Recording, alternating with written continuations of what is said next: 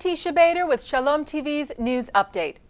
French security services have released information shedding some light on the actions of Mohamed Merah, who murdered a rabbi and 3 Jewish children outside a Jewish school in Toulouse earlier this year. The daily French newspaper Le Monde reported last week that the French counter-terrorism agency declassified phone records that showed Merah had exchanged information over the phone with people from 20 different countries before the attack, including Israel, Saudi Arabia, Turkey, Egypt, and Algeria.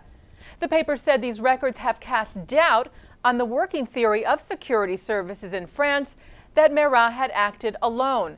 The records were from the period between September of 2010 and February of 2011, the same time period that Merah made several trips to the Middle East and Afghanistan. Merah was shot and killed by French security forces days after the deadly Toulouse attack. The German newspaper Der Spiegel reported Sunday that the government of Germany had contact with the organizers of the Black September terror group that was responsible for the murder of the 11 Israeli athletes at the Munich Games at the 1972 Olympics for years after the attack. According to the paper, several months after the Munich murders, the West German government proposed a secret meeting between one of the organizers of the Palestinian terrorist group and then Foreign Minister Walter Scheel, and an agreement was made that the PLO would cease attacks on German soil in exchange for Germany giving political legitimacy to the terror group and not filing charges. Several weeks after the Munich attack, Germany suspended its criminal investigation and declared the case closed.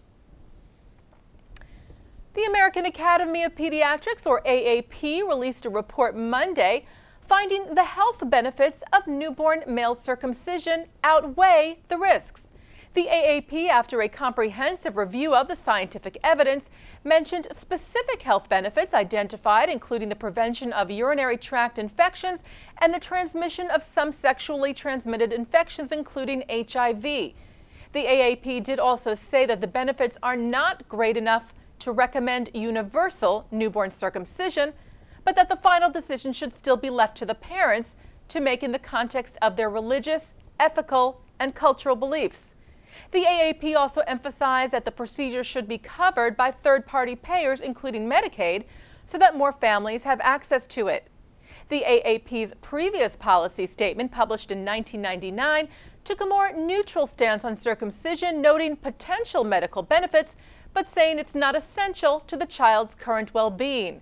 This new statement marks the first time in 13 years that the policy has been revised. The AAP report was released amid controversy over the Jewish ritual, most recently in Germany, where a local court in June ruled circumcision to be tantamount to bodily harm, and charges were filed just last week against a rabbi in Hof, Bavaria, for performing the ritual.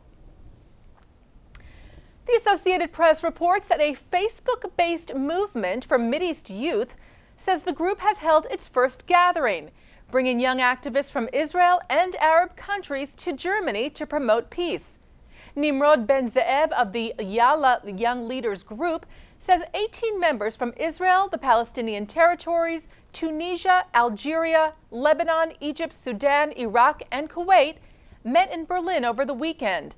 Ben-Zeev, who's an Israeli, said the group was selected from the most active of Yalla's 162,000 Facebook members.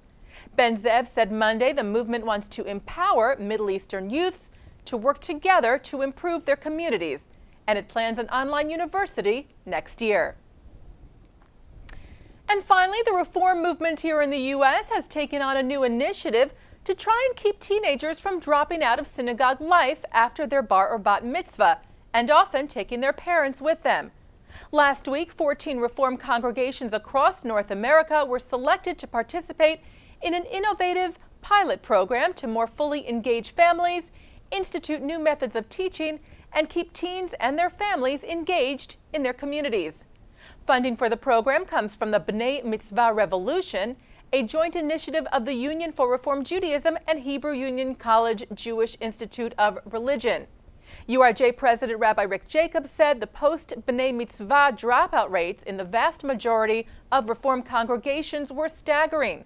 saying we cannot afford on any level to allow our teens to leave our Jewish institutions just as they are entering critical identity-making years.